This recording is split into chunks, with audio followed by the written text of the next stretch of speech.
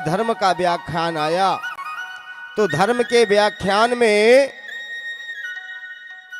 बाबा ने पूछा कि धर्म क्या है, यथार्थ रूप से धर्म की क्या परिभाषा है, धर्म क्या है। सुबह नहा लेना धर्म है, खूब सारा चंदन लगा लेना धर्म है, खूब माला कंठी पहन लेना धर्म है, बड़े बड़े जटा रख लेना, बाल रख लेना धर्म है, खूब पूजा करना धर्म है। धर्म है क्या? ये धर्म के सब अंग हैं, पर धर्म क्या है? तो बाबा तुलसीदास जी ने बहुत ही सुंदर बताया है। परहित सरिस परहित सरिस धर्म नहीं भाई, पर पीड़ा समूह नहीं अधमाई। परहित सरिस पर पीड़ा जय दिखाई। परहित सरिस धर्म नहीं भाई, परहित सरिस धर्म नहीं भाई, पर पीड़ा समो नहीं अधमाई। पर पीड़ा समय जय अभिमाई। सबसे बड़ा धर्म क्या है? परहित करना, परोपकार करना, परमार्थ करना। इससे बढ़कर कोई धर्म नहीं है। और दूसरे को तकलीफ देना, कष्ट पहुंचाना, पीड़ा पहुंचाना, इससे बड़ी कोई अधर्म नहीं है। और कहा परहित बस जिनके मन माही,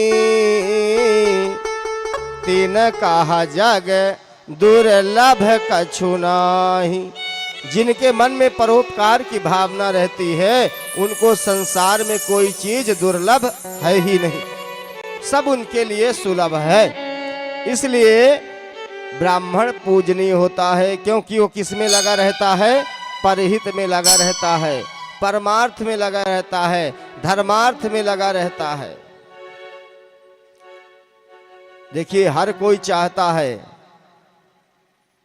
और दूसरे दूसरे विभागों का मैं नाम नहीं लूंगा, पर एक डॉक्टर चाहता है कि कब कोई मरीज आ जाए, कौन बीमार हो जाए। एक वकील चाहता है कि कौन सा केस आ जाए, पर एक ब्राह्मण सदैव यही चाहता है कि हमारे जजमान के यहाँ कब मंगलिक कार्यक्रम हो, कब शुभ कार्यक्रम हो, कब पूजा पाठ हो। इसीलिए ब्राह्मण पूजनीय होता है। ब्राह्मण के लिए तो ऐसी ब्राह्मण की वंदना की है बाबा तुलसीदास जी ने। आगे की कथा में आता है, कहते हैं कि अगर ज्ञान लेना है तो सत्संग बहुत जरूरी है। ये आप लोग जो बैठे हुए हैं, इसी का नाम सत्संग है। सत मतलब सत्य का, सत्य का संग, सत्संग। और नवधा भक्ति के अंतर्गत ये सत्संग प्रथम भक्ति के अंतर्गत आता है। प्रथम भक्ति क्या है? प्रथम भक्ति संतन कर संगा, अदूसर रति मम कथा प्रसंगा।